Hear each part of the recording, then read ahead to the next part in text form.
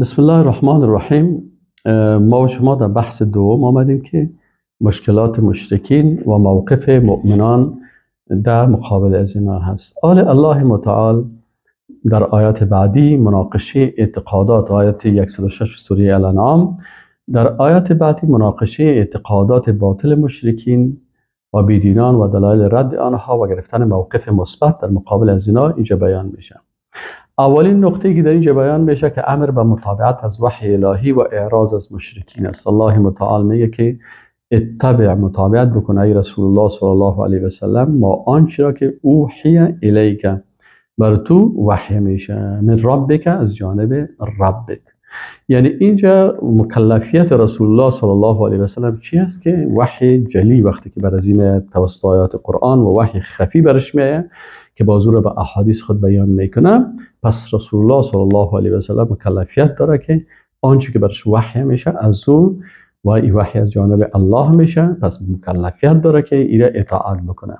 لا اله نیست معبود به حق که مستحق اطاعت و عبادت باشه الا هو، بغیر از الله، و اعرض عن المشرکین، و میگه که از مشرکا اعراض بکو و اونا اعتنای نکو. ولو شاء الله ما اشرکو، اگر الله میخواست اینا شرک نمیکردن، یعنی میشد که اجباری بالا از اینا احکام تطبیق بکنن، لکن الله متعال در مسائل تشریعی برای انسان چی کرده؟ اختیار داده، صلاحیت داده و تا که اینا خودشان امو عقیده درست اختیار بکنن. و ما جعلناک علیهم حفیظا، و تو پیغمبر ما نگشتاندیم بالا از اینا حفظ کننده. و ما انت علیهم بوکیل، و تو وکیل و اصلاح کننده از اینا هم مکلفیت تو نیست که تو وکالت از اینا را بگیری، بلکه بر از اینا اختیار داده شده هست، اونا خودشان به اختیار خود یا حق یا باطل اختیار میکنن. دوم مسئله که هست بر رسول الله صلی الله علیه و سلم، مسئله نظام اخلاقی اسلام رو بیان میکنه و میگه که ای رسول الله صلی الله علیه و سلم، یکی از احکام تشریعی نظام اخلاقی هست. تو من حیث یک مسلمان و هر مسلمان باید بسیار با عالی‌ترین درجه اخلاق باشن. اینجا الله متعال میگه که اخلاق مسلمان ها چی هست؟ که هیچ وقت معبودان باطل از اونا رو با اون چیزی که ما درک میکنیم که این معبود از اینا، این سنگ یا این چوب یا این چیزی که اینا گرفتن، این باطل هست، معبود حق نیست. لکن الله میگه دشنام نتین ولا تسبوا الذین یدعون من دون الله، شما دشنام نتین کسایی را که اونا بغیر از الله اونا طلب میکنن و عبادت میکنن. چرا؟ شما باید اخلاق بسیار عالی داشته باشین. فیسب الله، باز چون اونا مردمای ضعیف هستن، وقتی شما موقف منفی داشته باشین اونا هم موقف منفی میگیرن، پس دشنام میتن الله عدوا، به خاطر چی؟ به خاطر دشمنی، و به این خاطر شما اونا را چی نکنین؟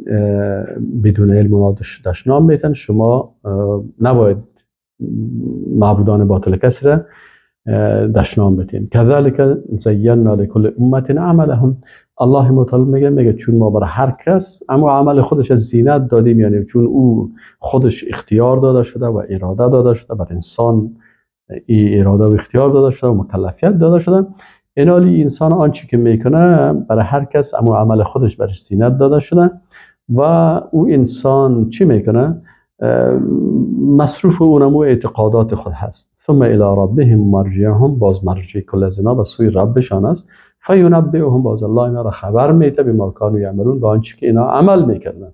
لکن شما موقفتان نمی باید باشه که شما باید معبودان باطل دیگرها را دشنام نتین. و این اخلاق اسلامی هست که الله متعال برای ما گفته که ما هیچ وقت تو بد اخلاقی هایی که مردمای بیدین میکنن که معبودای دیگرها را دشنام میتن، ما این کارا نمیکنیم.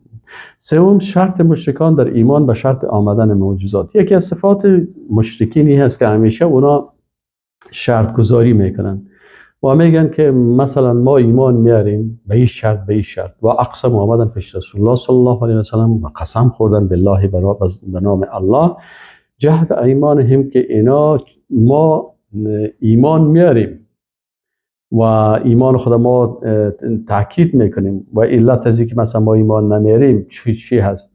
اینا آمدن قسم خوردن که لئن جاءتهم، اگر بیای برشان آیتون، یک معجزه، لا یؤمنون بها، به اون ایمان میارن.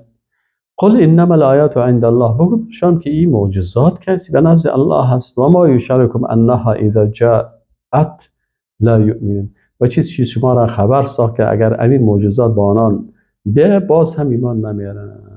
و نقلب افئدتهم و ابصارهم کما لم یؤمنوا به اول مره. الله متعال میگه که ما دلها و چشمایشان را دگرگون و حیران میکنیم، مثل که از اول مرتبه اینا ایمان نداشتن. و نظرهم، و اینا رو ترک میکنیم فی طغیانهم، در سرکشی خود که امت خوب یعمهون، خوب امت سرگردان و غرق باشن.